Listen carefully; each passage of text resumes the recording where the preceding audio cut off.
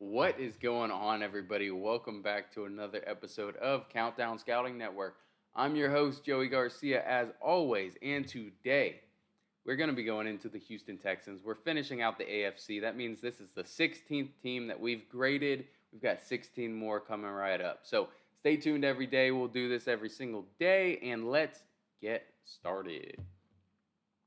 Perfect. All right. So number 2 pick was their first pick. Obviously, they took C.J. Stroud, quarterback from Ohio State. I gave him a B. I like this pick a lot, and that's why I gave it a B. For a top 5 pick, top 10 pick, it's hard to get anything higher than a B for me, just because you're not really doing anything spectacular for the most part. Especially as a number 2 pick, you're getting a guy who I think is worth the number two pick, and that's about it. So he's 6'3", 215 pounds. And he's super accurate. He's probably the most accurate quarterback in this class.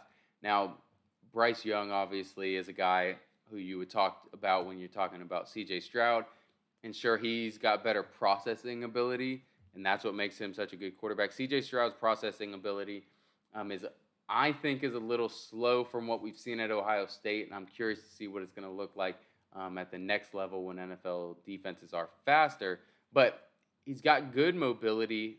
He's got pretty decent size for a quarterback nowadays, and his pocket presence, he maneuvers a pocket really, really well. Go back and watch that Georgia college football playoff game from last year, and he was maneuvering a pocket that was collapsing fairly well and getting the ball downfield. So I like that pick. Then they traded back up to the third pick overall and got Will Anderson Jr., edge rusher from Alabama. I gave this a B as well. I thought this is where he deserved to be. So you get a B for it. He's 6'3", 235 pounds.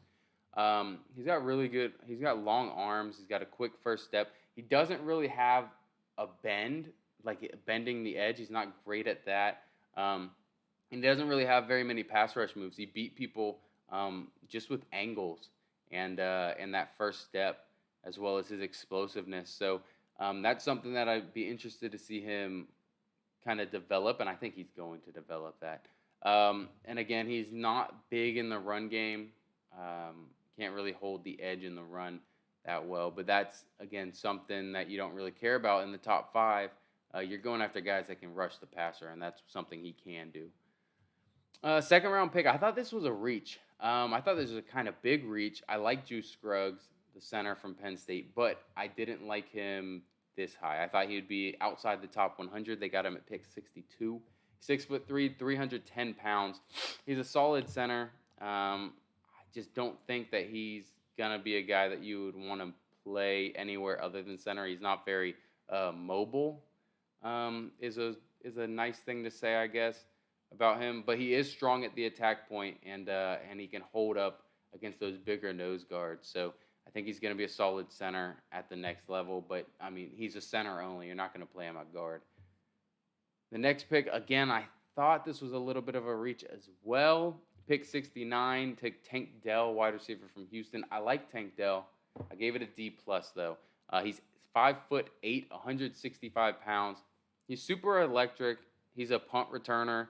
But he's a guy who you're purely going to use just as a gadget guy. Someone that you put on wide receiver bubble screens, on jets, that's it. And then on punt returns. You're not going to ask him to run real routes. You're not going to put him in the slot and have him run a slant over the middle where he's going to get murdered by a linebacker. Doesn't have a top end speed good enough to be able to go deep downfield from the slot. He's a guy that you want to get the ball in space, and then he'll make things happen. So you're gonna have to scheme up ways to get him the ball. And I think in the third round, that's a little bit too rich for my blood. Next, their next pick was Dylan Horton, the edge rusher from TCU. I gave this a B. Again, in the fourth round, at pick 109, you get a guy who's 6'4", 257 pounds is what he weighed in at his pro day. He's an athletic guy who just gets after it. He's got a really big motor. He doesn't stop chasing the ball down from the backside. It's something he constantly does, and he's just raw. He doesn't really have any. He was winning off athleticism at this level. So when he goes to the NFL, you're going to have to teach him all that stuff. But he's moldable. You saw him get better and better as each game progressed. through this last season. So I'm very excited to see what they do. Beginning of the season is probably going to be very silent for him. Excuse me. But I think you'll see him getting more and more comfortable and getting more and more reps as the season gets going. Fifth round pick Henry Toto, the linebacker from Alabama. I apologize. Linebacker. I should have hit the mute button. It's just way over there. I'm sorry. Linebacker from Alabama. He's 6'1", 228 pounds. He's a good tackler for his size, and he's really instinctual in zone. So I guess he's a guy that triggers on outside runs very, very well. He knows what's happening in a play before it happens usually. So I think he's very smart and understands football very well. But with his size and his arms, he just has difficulty if you get a blocker on him, getting off the blocker or even scraping over top of the blockers to get lateral and kind of get guys on the outside. So I think that's something he's going to have to improve on, or you're just going to have to play him as an outside backer and have him purely focusing on C gap focusing on C gap all the way out to the sideline. If you do that, I think he'll be really, really well for you. But you don't want him in the middle of the field. Sixth round pick, Jarrett Patterson. I like this pick a lot. Interior offensive lineman. He played center at Notre Dame. 6'5", 305 pounds. He's got okay mobility. I think he's got better mobility than Juice Scruggs. And you can play him at guard, maybe. You got two guys that can kind of only play center. It was a little weird. But he's an intelligent guy. Always diagnosing blitzes before they happen, calling out mics, changing, pass protection and everything like that. That's kind of his best trait. He's not a great run blocker. He doesn't really move that well. So I understand why he's a sixth-round pick. But again, I have him and Juice Scruggs graded out about the same. And you saw it's a 4-round difference. So it's a little weird. Next, Xavier Hutchinson. I like this pick a lot. Wide receiver from Iowa State. So in the 6th round, this is an A+. He's 6'2", 205 pounds. And he's not great at anything. He really isn't. He's an average route runner. He's a limited athlete, but he's a dude that's going to do everything pretty well. I have him kind of like I want to say Mac Hollins, but Mac Hollins is a bigger body receiver. But kind of someone like that who's going to come in as your wide receiver 3, and he makes the clutch catch. He comes in, he's probably going to not do much for the whole game, and next thing you know, you need a big play, you're going to him. He's got really good body control and contested catch. He's got good hands. But again, separation, can't really do that. His route running is okay. His speed, everything like that is just average, I would say. But in the 6th round, this is awesome.